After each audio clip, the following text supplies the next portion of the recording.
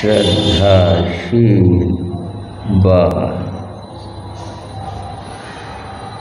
अभी आप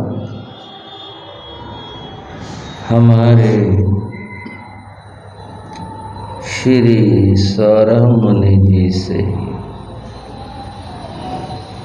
कषायों की चर्चा सुन रहे थे।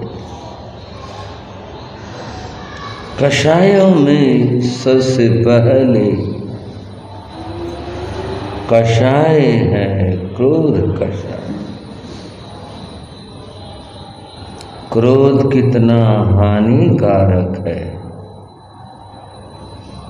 और क्रोध से व्यक्ति को कितना नुकसान होता है, ये सब बहुत अच्छे से सौरभ मुनि जी बता रहे थे। बंधुओं, हमारी चर्चा श्री उत्तराध्ययन सूत्र की चल रही है। इसके 9वें अध्याय की बात चल रही थी। 9वें अध्याय में नमिराज ऋषि और देवराज इंद्र, इनका संवाद है। उस संवाद में इंद्र महाराज ने कुछ प्रश्न पूछे, उनका समाधान नमिराज ऋषि ने दिया। ये विविध प्रकार के प्रश्न थे जो उन्होंने किए थे और फिर नमिराज ने उत्तर दिए। ये प्रश्न पूर्ण हुए। जिस तरह से वो इंद्र महाराज नमिराज ऋषि की परीक्षा लेना चाहते थे, कहीं तो उनके मन में कोई ऐसा संसार के प्रति मोह का भाव हो, इस बात को वो देखना चाहते थे, पर वो मिला नहीं। जब कोई भी संसार की आसक्ति का भाव नहीं मिला, तब उन्होंने जो प्रश्न कर रहे थे वे छोड़ दिए और फिर उन्होंने अब उज्जीवण महान रूपम व्यो विउण इंदत्तं, वे अपने असली रूप में आ गए। पहले तो उन्होंने ब्राह्मण का रूप इसलिए बनाया था कि मुझे एक सामान्य व्यक्ति समझे। इंद्र के रूप में अगर मैं जाऊंगा, बात करूंगा, तो फिर सामान्य बात नहीं होगी, सहज रूप से। अब उस रूप को छोड़ दिया, अपने असली रूप इंद्र के रूप में प्रकट हुए। वंदे अवेथुणन्तो, उनके वंदना की, वंदना करके उनकी स्तुति की और स्तुति करते हुए उन्होंने ऐसे वचन कहे, अहो ते निज्जियो को हो, अहो माणो पराजियो, अहो निरक्किया माया, अहो लोभो वसी कहो। अहो आश्चर्य में कहते, अहो आश्चर्य है।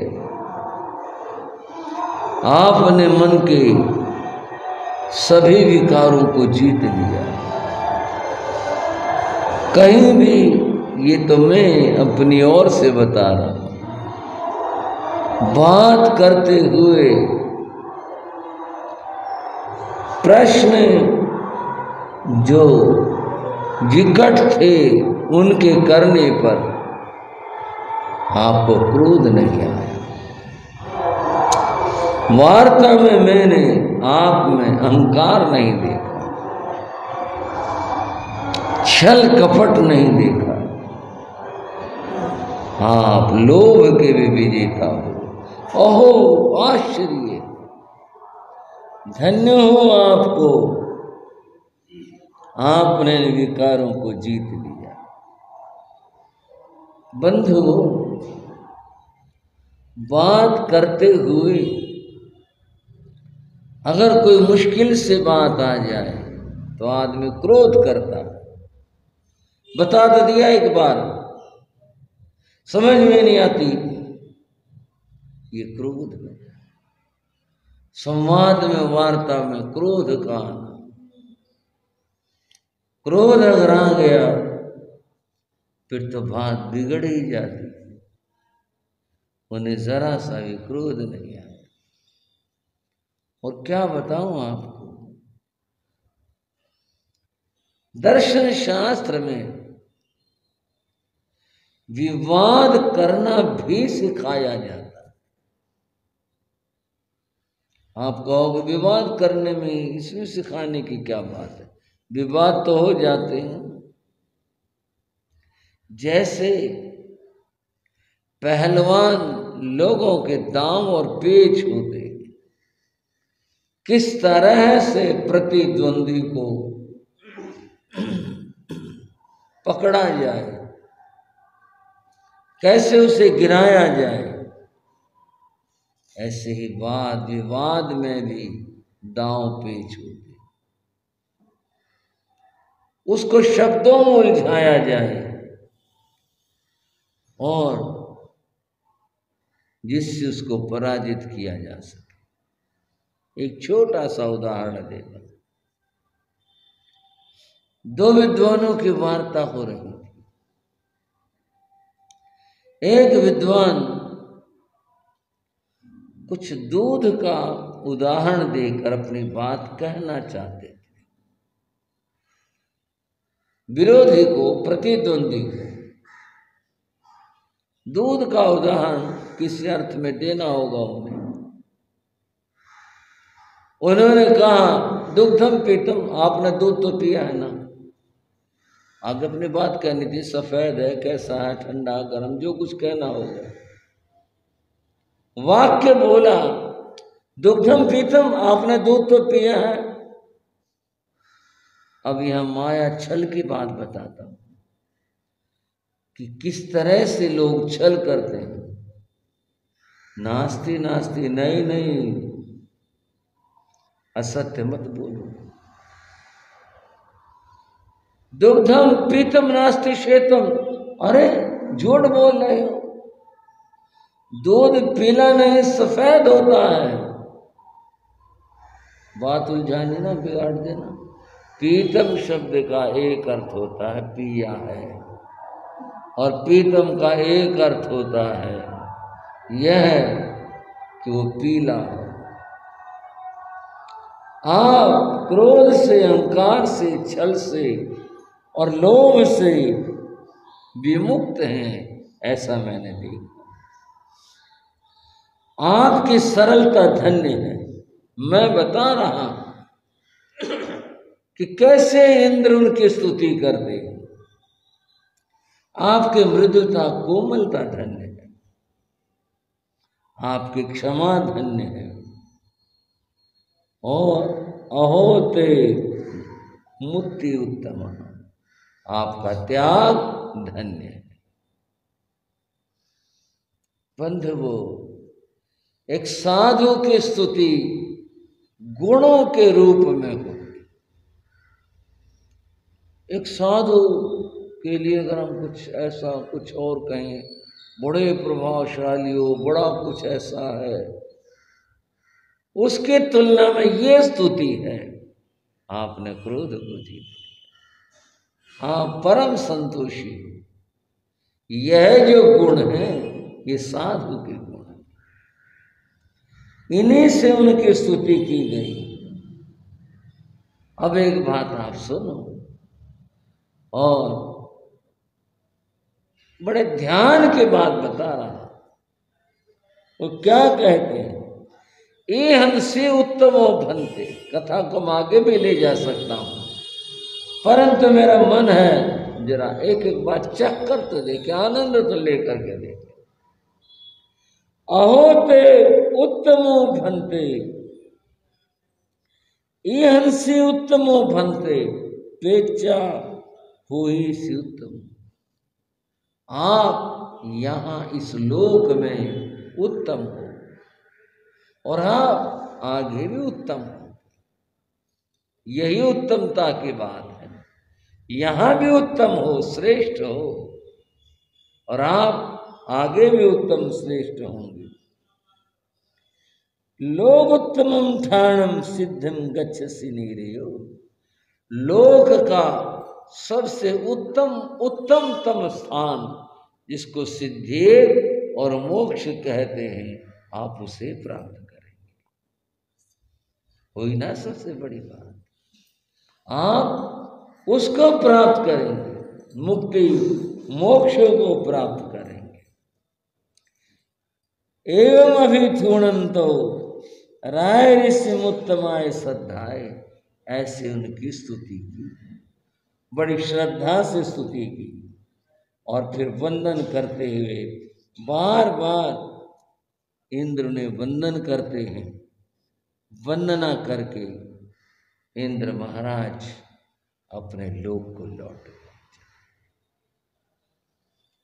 नमिराज ऋषि अपने आत्मा में रमण करते और फिर अपने परम लक्ष्य को आगे चलकर प्राप्त करते। इस तरह यह अध्ययन पूरा हो। अब हमारे सामने 10वां अध्ययन है। 10वें अध्ययन का नाम है द्रुम पत्रक। द्रुम पेड़ को कहते हैं संस्कृत भाषा में, द्रुम पेड़ को कहते हैं और पत्रक पत्ते को कहते हैं। अर्थ क्या हुआ, पेड़ का पत्ता। जब भी कोई कहानी कही जाती है उसका कोई एक शीर्षक भी दिया जाता है। उस शीर्षक से पता चलता है इस कहानी में कुछ इस तरह की, इससे संबंधित कोई बात होगी। किसी भी काव्य, कविता, विषय, उसका एक शीर्षक होता है। इसका शीर्षक है पेड़ का पत्ता, ये इसका शीर्षक है। तो पेड़ के पत्ते से क्या बात है, क्या कहा है, क्या कहना है, भगवान ने समझाने के लिए पेड़ के पत्ते को उदाहरण के रूप में लिया। किस रूप में लिया, क्या कहना चाहा, इस बात से हटकर एक दोहा आपको याद दिला रहा हूं, जो आपको याद भी है। पेड़ के पत्ते की बात, पात झरनता एम कहीं,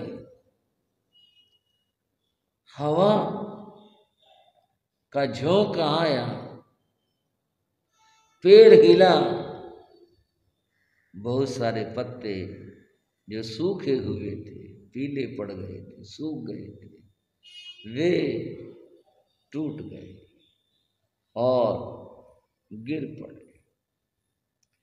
पात झरनता, झड़ते हुए पत्ते, एम कहे, ऐसा बोले, सुनो तरवर वन राय, हे वृक्षराज, आप हमारी बात सुनो, अब के बिछड़े कब मिले। आपका हमारा तो जन्म का साथ था, हम आपकी टहनी पर पैदा हुए थे, आपका हमारा जन्म का साथ था, और अब बिछुड़ गए। अब के बिछड़े कब मिले, दूर पड़े हैं जाए, हम तो दूर जाके गिर पड़े, आपसे अलग हो गए। इसमें दुख और पीड़ा है, बिछड़न है। इस कष्ट के अंदर उन्होंने कहा है हम बिछुड़ गए। तब तरुवर उत्तर दियो, वृक्ष ने तब इस बात का उत्तर दिया, सुनो पत्रिक बात, पत्ते मेरी बात सुनो, इस घर यही रीत है,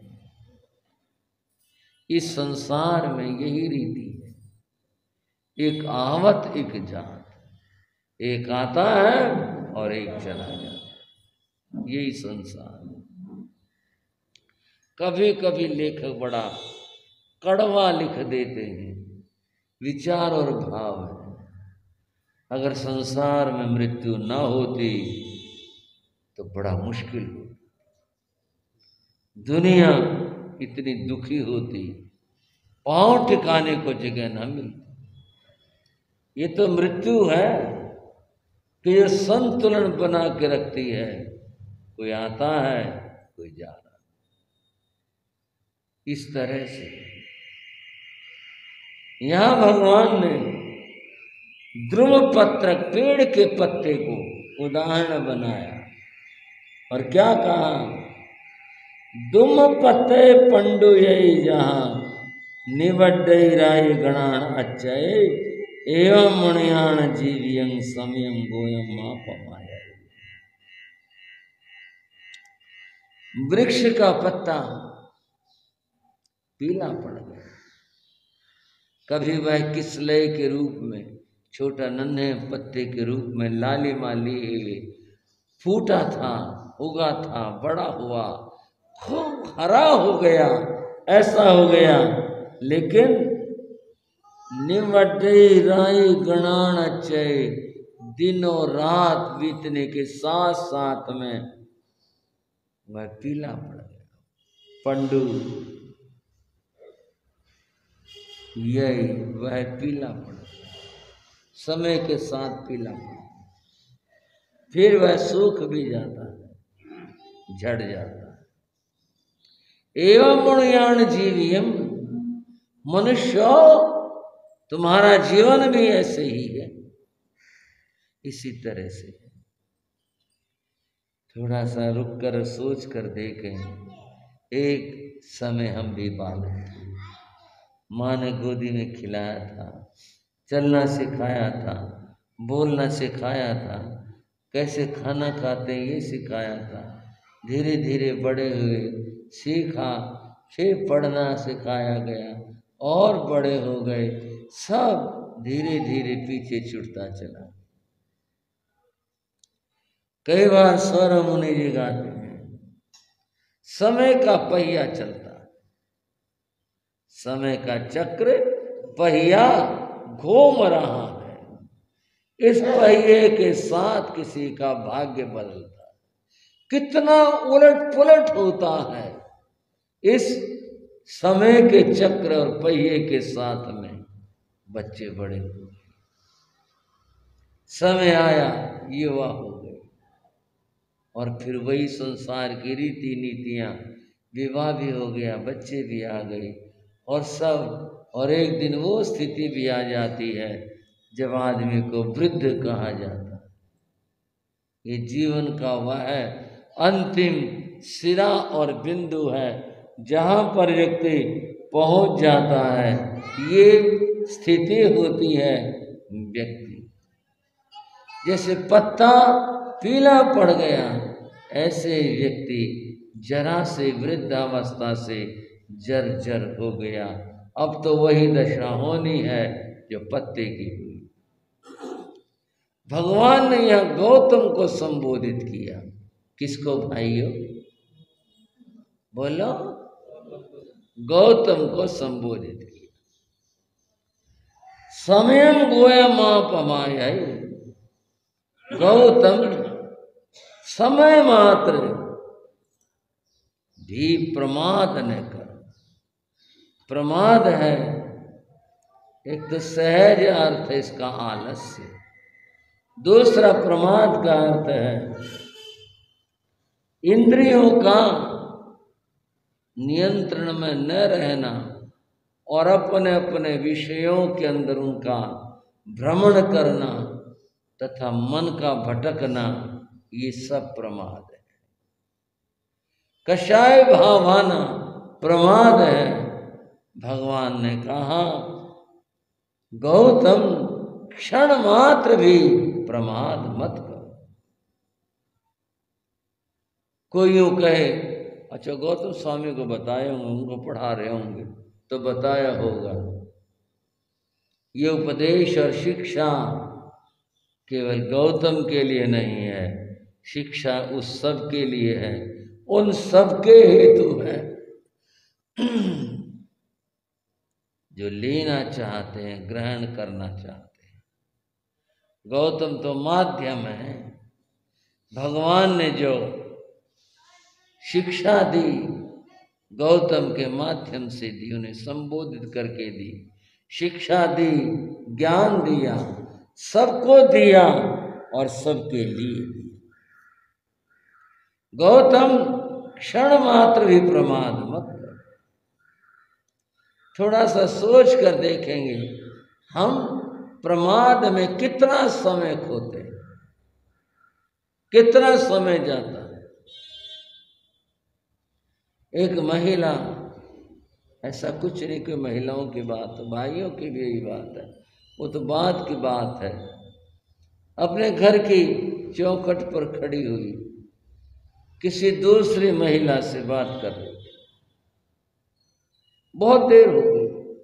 पति को कुछ काम था कि वो अभी आएगी, अभी आएगी, अभी आएगी। बहुत देर के बाद उस आदमी ने अपने पत्नी से पूछ लिया, तूने वहां देली पर खड़े खड़े इतनी देर लगा दी, घर में बैठा के बात कर लेती, घर बुला लेती इसको। बोले नहीं, वो जल्दी में थी, वो जल्दी में थी। कितना समय प्रमाद में खोते। अगर जीवन का थोड़ा सा अवलोकन करके देखा जाए, बंधु क्या कहें, एक दिन का देखें, पूरे जीवन का देखें, कितना समय जाता है। आधा समय व्यक्ति का सोने में जाता है, व्यक्ति का कितना समय भोजन के अंदर जाता है, शरीर की अन्य क्रियाएं हैं उनके अंदर जाता है, व्यापार काम आदि इन सब के अंदर जाता है। कोई व्यापार कर रहा है तो कोई पढ़ाई कर रहा है, उसके अंदर जाता है। कुछ करने के लिए, धर्म करने के लिए उसके पास में समय ही कितना बचता है, सारा समय तो व्यक्ति का ऐसे ही चला जाता। प्रमाद मत करो। इसमें से जो निकाल सकते हो वह समय निकाल लो, धर्म आराधना करो। भगवान ने कहा कुसके जय ओस बिंदुवे थोवम चिट्ठई लंब माणे एवं मुनियान जीवियम समयम गोई महापमाय। गौतम कुशा डाब बहुत पतली सी नोक होती है, उसके नोक के ऊपर लटका हुआ ओस का बिंदु, या किसी पत्ते की नोक के ऊपर लटका हुआ ओस का बिंदु, उसका जीवन कितना है, थोड़ा सा जीवन। जैसे उसका जीवन थोड़ा सा है, बस कब वो हिला पत्ता, कब हवा आई, कब क्या हुआ, बस जैसे हिला वो नीचे गिरा, जमीन पर आया और खत्म हो गया। जैसे ओस के बिंदु की कथा है, जैसे उसकी स्थिति है, ऐसे ही मनुष्य की स्थिति। दुल्लहे खलु मानसे भवे। और सुनो, यह जो मनुष्य जीवन है यह परम दुर्लभ है, इसका मिलना पाना बड़ा मुश्किल है। भगवान कह रहे हैं दुल्लहे खलु मानुषे भवे, यह मनुष्य जन्म मिलना बहुत दुर्लभ है। चिरकालीन भी सब प्राणिनम, सारे प्राणियों के लिए, सबके लिए यह प्राप्त होना बड़ा मुश्किल है। गाढ़ा यह विवाह कम्मुणम समयं गोई मापमाए। इन कर्मों के जंजाल में जीव फंसा रहता है, बहुत प्रबल बंधन है कर्मों का, उसमें मनुष्य का जीवन पाना बड़ा मुश्किल का। अब यहां एक सिद्धांत की बात शुरू होती है। शुरू क्या होती है? तीन दृष्टियों से इस बात को लेंगे। पहली बात यह है, जैन सिद्धांत क्या कहता है? जैन सिद्धांत कहता है 84 लाख जन्म स्थान है। कितने भाई? 84 लाख। इनमें ये जीव भटकता रहता। 84 लाख जो जन्म स्थान है वे 4 गतियों में बटे हुए, नरक, तिर्यंच पशु, मनुष्य और देव, 4 भागों में बटे। इन 4 गतियों के जीव फिर 5 फिर इंद्रियों के हिसाब से बटे हुए हैं। 1 इंद्रिय वाले जीव, 2 वाले, 3 वाले, 4 वाले, 5 वाले, इस तरह से बटे हुए। यूं 84 लाख जन्म स्थानों में यह जीव भ्रमित होता है, भटकता रहता है, कर्मानुसार भटकता है, भेजता कोई नहीं है। ये जैन सिद्धांत की बात है। कोई शक्ति, कोई परम शक्ति नहीं है जो भाई इसको नरक भेज दो, इसको देवलोक भेज दो, इसको वहां भेज दो, ऐसा कुछ नहीं है। अपने अपने कर्मानुसार यह जीव उसका फल पाता है, गति प्राप्त करता है। वैदिक धर्म परंपरा में भी 84 लाख इसी तरह से जन्म स्थान माने, जहां जीव कर्म के फल भोगता है। परंतु वहां एक व्यवस्था उस तरह की दी गई है कि वो कर्म का फल कर्मानुसार परमात्मा की आज्ञा से दिया जाता है, यहाँ कर्म के द्वारा होता है। तो एक सिद्धांत तो यह बना, इस तरह से जीव कर्म के कारण से भटकता। एक और सिद्धांत है संसार में, कुछ मानने वाले यह मानते हैं कि 84 लाख तो ठीक है, जन्म स्थान है, परंतु जो जीव जिस स्थान का है वह मर करके वहीं पैदा होगा। मनुष्य मनुष्य ही पैदा होगा, कुत्ता कुत्ता ही बनेगा। कुत्ता ये नहीं किसी और उसके अंदर चला जाए। कोई चींटी है तो आगे भी चींटी ही बनेगी। तो फिर कर्म का फल क्या हुआ? उनका कहना यह है बस इसी में ही कोई सुखी है कोई दुखी है, यही कर्म का फल है। उनका जो जन्म है वो बदलता नहीं है, वह तो वही रहता है जहाँ पर वह है। और उदाहरण क्या इसका दिया जाता है? गेहूं से गेहूं पैदा होता है, गेहूं से कभी नहीं सुना चना पैदा हो, चने से गेहूं पैदा हो। मनुष्य मनुष्य ही बनेगा, इसी प्रकार स्त्री स्त्री ही रहेगी, इसी प्रकार से और जो जैसा कुछ है वो वैसा ही रहेगा। ये दूसरा सिद्धांत हो गया। लेकिन इस बात को जैन धर्म ने और वैदिक परंपरा में सनातन धर्म ने इसको नहीं माना। यहाँ तो कर्मानुसार जीव जो बदलता रहता, कभी पशु है तो मनुष्य, मनुष्य है तो पशु है, कभी कहीं ऐसे होता है। तीसरी बात है विज्ञान की। विज्ञान की मान्यता क्या है कि ये जो जीव है, जिसको जीव कहते हैं, ये कभी था नहीं। विज्ञान के अनुसार जीव कभी था नहीं, यह तो उत्पन्न हुआ है। और उत्पन्न कैसे हुआ है? उत्पन्न हुआ है कुछ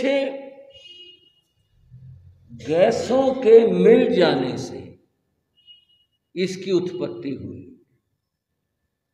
उदाहरण के रूप में जैसे पानी है, द्रव्य दो तरह के होते हैं, एक मूल द्रव्य है और एक केवल द्रव्य है। मूल द्रव्य तो प्रारंभ से वही होता है, और द्रव्य उन द्रव्यों के मिल जाने से नई उत्पत्ति होती है।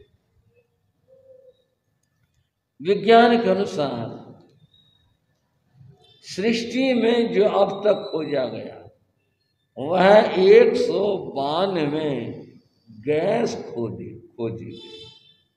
उनके मिलने से ये चीजें बनी, और वो किसी ने मिला ही नहीं, बस अपने आप ही मिली। जैसे पानी है, पानी जो है वो दो गैसों को मिल करके बना है, ये मूल द्रव्य नहीं है, अपने आप में पानी नहीं। ऑक्सीजन, हाइड्रोजन, इनके मिलने से ये पानी बना।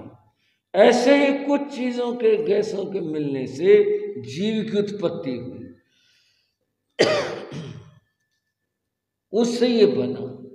अब वो क्या क्या चीजें हैं, ये विज्ञान का अपना विषय है कि क्या क्या है। जिस दिन इस बात का पता चल जाएगा, जैसे आज आदमी पानी बना लेते हैं वैज्ञानिक, ऐसे ही वह जीव को भी बना लेगा। आप कहेंगे, आप कह रहे हो ऐसा होगा, मैं तो बात बता रहा हूं, मैं तो होना न होना नहीं कह रहा, ऐसा नहीं है, मैं नहीं कह रहा इस बात को। विज्ञान की मान्यता, विज्ञान की मान्यता में पहले कुछ गैसों के मिल जाने से, कुछ ऐसा होने से पृथ्वी बनी, फिर पानी की उत्पत्ति हुई, पानी में जीवों की उत्पत्ति हुई, और सबसे पहला जो जीव है वो अमीबा है, सबसे पहला जीव। और जो अमीबा है वो ऐसा है कि वो एक है, उसमें स्त्री पुरुष का भेद नहीं, नर मादा का भेद नहीं, वही टूट करके दो भागों में दो बन जाते हैं। अभी उनकी बात है, मैं इसे समझा भी नहीं पाऊंगा, मैं तो केवल बात बताने लग रहा हूं। सबसे पहले उसकी उत्पत्ति हुई, और वनस्पति में सबसे पहले काई की उत्पत्ति हुई थी। उसके बाद में फिर ये धीरे धीरे विकास होते होते जीवों की उत्पत्तियां होती गई। फिर यही चलने वाले बन गए जीव, यही ऐसे पानी में रहने वाले, बाहर रहने वाले, इस तरह जीवों की उत्पत्ति हुई, विकास हुआ, और विकास होते होते यहाँ मनुष्य तक पहुंचे। अब ये तीन बातें हुई। जैन विचारधारा में जीव हमेशा से था, है और रहेगा, और यह जीव जो है इसके स्थान बदलते रहते। एक विचारधारा जो जैसा वो वहीं रहता है, और विज्ञान के अनुसार जीव जो है ये इस तरह से बना है, ये हमेशा से नहीं था, इस तरह से बना है जीव, ऐसे इसकी उत्पत्ति। अब यहां क्या कह रहे हैं? यहां कह रहे हैं पूर्वी काय मई गौ कोसम जीवो समसो कालम संखायं समयं बोए मापमाए। सबसे पहले बात पृथ्वी काय से शुरू की। कहां से भाइयों? पृथ्वी काय से शुरू। जो ये पृथ्वी काय है ना, ये पृथ्वी काय जैन धर्म में स्वयं में जीव है। यह जो पृथ्वी है ये शरीर है, इसके अंदर जीव का वास है, और किस तरह से हम इस बात को समझेंगे? और लोग तो क्या कहते हैं, पृथ्वी, पानी, अग्नि, वायु ये प्रकृति है। प्रकृति जो है वो जीव नहीं होती, जड़ होती, ये प्रकृति है, यही मूल है प्रकृति, बस ये जीव नहीं है। यहाँ इनको भी जीव माना गया कि ये जीव हैं और इनके अंदर जैसे हमारा ये शरीर है ना, ये शरीर के अंदर जीव का वास है, ऐसे ही इनमें भी जीव का वास है, आत्मा का वास है, ऐसे है ये है। और यहाँ जीव जो चला गया आत्मा पृथ्वी काय में, वो बहुत लंबे समय तक वहीं पर जन्मता मरता रहता है। क्यों है ऐसा? क्योंकि वहाँ ज्ञान नहीं है। ज्ञान हो तो निकले, ज्ञान हो तो विकास हो। ये तो कोई चांस बन जाता है जो जीव वहाँ से निकलता है, अन्यथा इन कायों में फंसा हुआ जीव वहीं पर जन्मता मरता रहता है, निकल नहीं पाता। एक बार भाइयों, हम पंजाब में थे, विहार चल रहा था, हमने एक जगह से विहार किया और वहाँ भाखड़ा नहर और सड़क बराबर थी, इधर नहर थी उधर सड़क थी। गर्मी का समय था, संतों में विचार बना ये बराबर तो है, नहर के पटरी चलते हैं, वहाँ छाया है, पेड़ थे, छाया थे, हम वहाँ चले गए। देखने में अच्छा लग रहा था, जब पानी बह रहा था और भाखड़ा का पानी तो चलता भी बड़ा तेज पानी चलता है। एक बात देखी, किसी ने पानी में ये नारियल ये डाला होगा, लोग डालते हैं, प्रवाहित करते हैं। मैंने वैसे कहा देखे ये आगे जाएगा, हम आगे जाएंगे, तो पानी बहुत तेज था, वो बड़ी तेजी के साथ बहने लग रहा था गोला। नारियल जो था वहाँ देखे ये आगे जाएगा, हम आगे चलेंगे, उसकी गति ज्यादा थी। देखते देखते यह है कि वो लहरों से ऐसा प्रेरित होता हुआ किनारे की तरफ लगा। अब तो नहर पक्की है, कहीं किनारे पे ठहरने का मतलब ही नहीं, कहीं ठहर जाए। एक लहर आई और लहर ने उसे उछाला और वो उछला। वहाँ सीढ़ियाँ थी, कहीं कहीं सीढ़ियाँ बनी होती हैं पानी लेने के लिए, और उछल करके सीढ़ी के ऊपर रखा गया और ऐसे रखा गया जो उठा के रख दिया हो किसी ने। मैंने संतों से कहा मान लो भाई इसकी तो यात्रा पूरी हुई, ये इस जल प्रवाह से निकला। ऐसे ही कोई जीव यूं निकल जाते हैं, समय के प्रवाह के साथ में ऐसे हो जाते हैं, ऐसे निकल जाते हैं। ये बड़ी मुश्किल से होता है। बंधुओं, ये अध्याय स्वयं को और जीवों को समझने का बड़ा अद्भुत अध्याय है। करेंगे बात इसकी, अगले समयों में चर्चा करेंगे। बहुत समझने का है, जीवों की स्थिति क्या है, हमारी स्थिति क्या है, किस तरह से हम चल रहे हैं। जिन गुरुओं ने ज्ञान दिया उन गुरुओं के चरणों में वंदन नमन करते हैं। श्रद्धा प्रेम के साथ बोलेंगे, बोले संग शास्ता शासन सूर्य गुरुदेव श्री राम कृष्ण जी महाराज। बोलो सब मिल कर नर नाम, राम कृष्ण गुरु जय जयकार।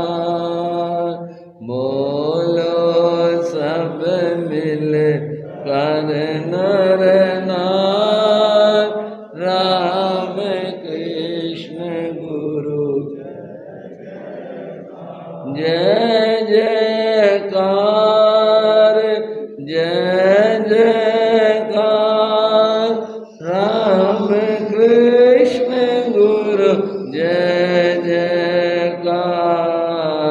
बोलो सब मिल कर नर नाम, राम कृष्ण गुरु। वीर जयंती दिवस महान, नालागढ़ था पावन स्थान, वीर जयंती पावे महान, नालागढ़ था पावन स्थान, किया साधु जीवन से कार, राम कृष्ण गुरु किया साधु जीवन से कार, राम कृष्ण गुरु।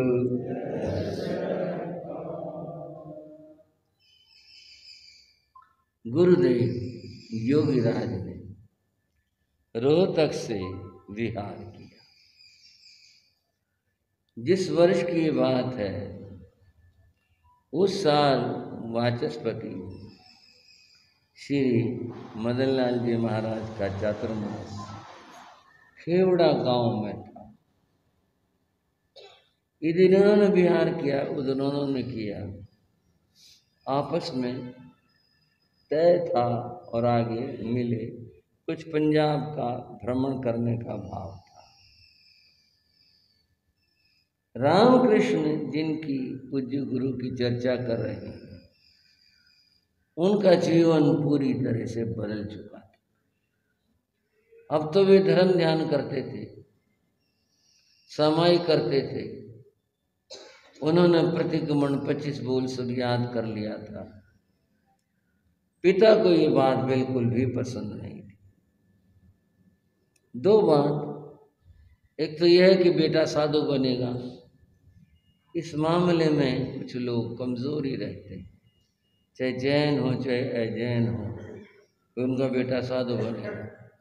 थोड़े ही ऐसे परिवार कहूँ या भाई कहूँ जिनका मन इतना उदार हो जो ये कहें भाई अगर हमारा बेटा साधु बनता है तो ये बड़े गौरव की बात है, बहुत ऊंची बात है, ऐसा कम होता है।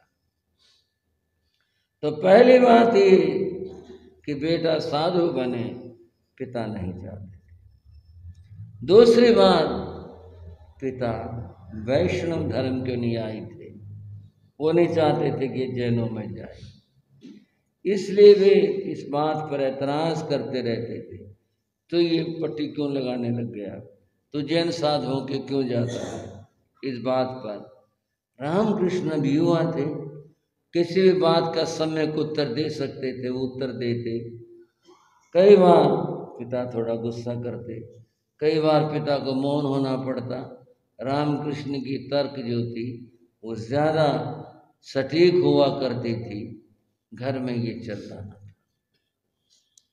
साथियों के बात ये थी, रामकृष्ण के बहुत सारे मित्र थे, वो भी कहते थे रामकृष्ण तो साधु मत बन, तो घर में रहते हुए जो तूने करना वो कर ले। इस तरह की स्थितियां थी। और जब गुरुदेव योगीराज ने विहार किया, रामकृष्ण के साथ साथ चले गए। पिता को इस बात का दुख हुआ। पिता और परिवार जनों ने लेने के लिए गए। बड़ा सीधा स्पष्ट जीवन था उन महापुरुषों का। योगराज गुरुदेव ने तो स्पष्ट कहा, ये कोई बालक नहीं है, युवा है, समझाओ ले जाओ, हमारी ओर से कोई प्रतिबंध नहीं है कि हमारे साथ आ गया, ऐसा कुछ नहीं, ले जाओ। रामकृष्ण को भी यही कहा कि भी किसी प्रकार का क्लेश नहीं करना, आप समझा सकते उनको समझाओ, अगर तुम इनको नहीं समझा पाओगे तब तक हम साधु नहीं बनाए। ये चलता रहा। वो फिर आ जाते, घर वाले ले जाते, वो फिर आ जाते। रामकृष्ण ने कहा जी ये तो मानेंगे नहीं, मेरी दीक्षा करो, मेरी दीक्षा होनी चाहिए। वो इस प्रकार का आग्रह करते रहे। गुरु महाराज ने कहा भाई नहीं, ऐसे नहीं। इस तरह करते विचरण करते हुए नालागढ़ में गुरुदेवों का पदार्पण हुआ। नालागढ़ वर्तमान के अंदर हिमाचल प्रदेश का एक शहर है। तो वहाँ जैनों के पहले भी अच्छे घर थे, अब भी अच्छे घर हैं, और जैनों का उस रियासत स्टेट में प्रभाव था। वहाँ का जो कैशियर पद था वो जैनों के पास में था और काफी अच्छा प्रभाव था। रामकृष्ण को जिसने भी देखा सब बोले जी वैरागी तो बहुत बहुत अच्छा है, पढ़ा लिखा है, आप दीक्षा क्यों नहीं देते? ऐसे संतों का जिक्र आ गया, भाई परिवार वाले नहीं मानते। वहाँ का जो परिवार राजा से, राज दरबार से संबंधित था, उन्होंने कहा कि आप वैरागी से बात करो, ऐसे कोई इनको रोक नहीं सकता कानून दृष्टि से, क्योंकि ये बालिग हैं, बड़े हैं, ये कोई भी नहीं रोक सकता इनको। अगर आप इनसे बात करें, इनका मन क्या है। रामकृष्ण ने खुद बात करी कि मैंने दीक्षा लेनी है। बोले फिर बच्चा तुम्हें कोई नहीं रोक सकता, तुम्हारा कोई कुछ भी नहीं रोक सकता। वहाँ से एक पत्र समाज ने दिया और दे करके पत्र में ये बात कही कि ये वैरागी यहाँ है, दीक्षा लेना चाहता है, आप लोग आकर इसे समझा करके ले जाओ। अगर आप नहीं पहुँचोगे तो फिर इसके मर्जी के अनुसार इसकी दीक्षा हो। परिवार जन आए, आने के बाद में उन्होंने बहुत कहा, समझाया, रामकृष्ण ने माने, वो राज दरबार में चले गए। वहाँ राजा की शिकायत करने के लिए कि हम लोग तो वैष्णव हैं, हमारा लड़का ऐसे बेकार रखा है जैनियों ने ऐसे। तो राजा ने पूछा कितने साल का है वो, बता दिया उन्होंने। बोले फिर बेकाना क्या लग रहा है इसमें, जो वो बालिग है, बड़ा है, पढ़ा हुआ, क्या पढ़ा हुआ, पिता ने बता दिया जी। बोले फिर तुम ऐसा क्यों कहते हो, बेकार रखा है? तो उसकी मर्जी है, वो अपने मर्जी से कुछ भी करे, कैसे भी करे। बंध वो राज दरबार ने भी कहा नहीं, आप लोग आग्रह मत करो, समझाया भी उन्हें, और आखिर वो फिर वहाँ से आज्ञा दे करके चले आए। वीर जयंती, भगवान महावीर की जन्म जयंती, वीर जयंती, उसके ऊपर पूज्य गुरुदेव की दीक्षा, और तब रामकृष्ण मुनि रामकृष्ण हो गए। प्रेम के साथ बोलेंगे, बोलो गुरुदेव मुनि श्री रामकृष्ण जी महाराज की। यूं वहाँ दीक्षा हुई। दीक्षा पर बहुत सारे संत थे, श्रद्धे श्री आत्माराम जी महाराज उस समय उपाध्याय थे, और व्याख्यान वाचस्पति श्री मदनलाल जी महाराज, गुरु महाराज योगीराज जी, श्री भंडारी जी महाराज और संत, काफ़ी संत थे। बड़ी शोभा के साथ में वहाँ पर नारागढ़ में दीक्षा संपन्न, दीक्षा हो गई। अब गुरु की सेवा के बाद एक दिन नव दीक्षित मुनि रामकृष्ण गुरु चरणों में बैठे थे। उन्होंने आज्ञा पूछी, गुरु महाराज मेरे लिए आज्ञा बताओ, सेवा फरमाओ। गुरु महाराज योगीराज जी ने कहा, रामकृष्ण देखो तुम्हारा मन भावना बहुत ऊंची है, तुमने सारी परिस्थितियों को पार करके दीक्षा ली है। अब मैं ये चाहता हूँ कि तुम ऊंचे से ऊंचे विद्वान बनो, शास्त्र की तुम स्वाध्याय ऐसे करो, विद्वान बनो, मेरी ये भावना है। रामकृष्ण ने गुरु चरणों में माथा टेक कर कहा कि मैं ऐसा ही प्रयत्न करूँगा स्वाध्याय के लिए, और तब से वे स्वाध्याय में लग गए। बंधुओं, ऐसा बताते हैं उस जमाने में संत लोग अपने शिष्यों को प्रेरणा देते। रामकृष्ण को देखो कितना पढ़ता है, पढ़ना है तो ऐसे पढ़ो। संत कहा करते विद्वान बनना तो ऐसे बनो। रामकृष्ण अपनी पीढ़ी के जो संत थे, उनके अपनी पीढ़ी, उस पीढ़ी में वो एक ही नाम था। इस तरह का जो संतों के लिए प्रेरणा का कारण था। और रामकृष्ण बहुत पढ़ते थे, कहते हैं 10-10 घंटे पढ़ते थे। 10 घंटे में फिर रात और दिन का कैसे होगा, रात्रि में मुँह ज़बानी अपना ज्ञान दोहराना, चितारना, दिन के समय में पढ़ाई करना, अत्यधिक पढ़ाई करते थे। और एक दिन सच में वो आया कि वो महान विद्वान बने, उनकी विद्वता कि क्या कैसे परीक्षा हुई, ये चर्चा आगे। आज इतना ही।